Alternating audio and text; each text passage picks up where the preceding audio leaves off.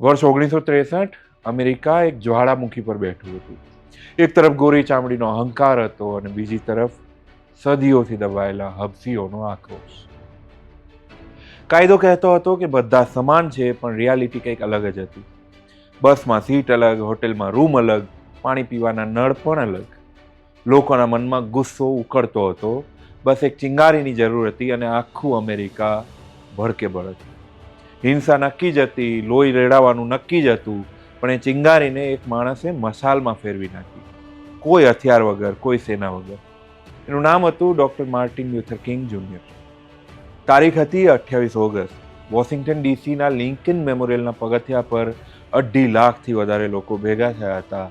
FBI ની પૂરેપૂરી નજર હતી, પોલીસ પણ ખડે પગે હતી. બધાને એમ હતું કે આજે કંઈક તોફાન થશે. માર્ટિન સ્ટેજ પર આવ્યા. તેમની પાસે હતી માત્ર 17 મિનિટ. 17 મિનિટ ઇતિહાસને બદલી નાખવા માટે. તેમણે માઇક પકડ્યું અને શરૂઆત કરી એક વચનથી જે 100 વર્ષ પહેલા અપાયું હતું પણ પડાયું નહોતું. તેમણે ગર્જના કરી કે 100 વર્ષ પહેલા એક મહાન અમેરિકને ગુલામી મુક્તિના કરાર પર હસ્તાક્ષર કર્યા હતા, પણ 100 વર્ષ પછી પણ હબસીઓ આઝાદ નથી. ભીડમાં સન્નાટો છવાઈ ગયો, પણ એ પછી એક ક્ષણ આવી જેણે દુનિયાને હચમચાવી દીધી. માર્ટિન લખેલા ભાષણથી હટી ગયા અને પોતાના દિલનો અવાજ બહાર કાઢ્યો. એ શબ્દો જે આજે પણ ઇતિહાસમાં સ્વર્ણ અક્ષરે લખાય છે, એ શબ્દો હતા આઈ હેવ અ ડ્રીમ. મારું એક સપનું છે. મારું એક સપનું છે કે એક દિવસ આ દેશ ઊભો થશે અને તેના બંધારણના સાચા અર્થને જીવશે, કે આપણે બધા આ સત્યને સ્વીકારીએ છીએ કે બધા જ માણસો સમાન જન્મ્યા છે. તેમનો અવાજ રણકતો ગયો, દરેક શબ્દ સીધો કાળજામાં ઉતરતો ગયો. મારું એક સપનું છે કે મારા 4 નાના બાળકો એક દિવસ એવા દેશમાં રહેશે જ્યાં તેઓ તેમની ચામડીના રંગથી નહીં પણ તેમના ચારિત્ર્યથી ઓળખાશે.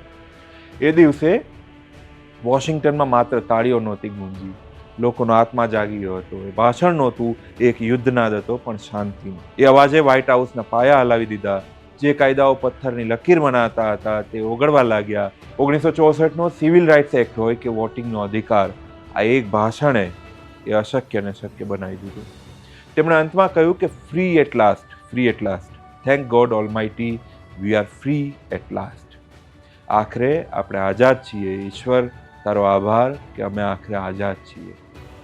4 એપ્રિલ 1968ના રોજ એક ગોળીએ તેમનો અવાજ કાયમ માટે શાંત કરી દીધો, પણ તેમના શબ્દો આજે પણ આઈ હેવ અ ડ્રીમ કહીને આખા વિશ્વના દબાયેલા, કચડાયેલા, શોષિત, વંચિત લોકો માટે પ્રેરણા બનીને તેમને પ્રેરણાબળ પૂરું પાડતી રહે છે. અને એ પ્રેરણા યુદ્ધો, બબાલો, હડતાલો અને ઘોંઘાટોની નથી. એ પ્રેરણા છે શાંતિની. નમસ્કાર.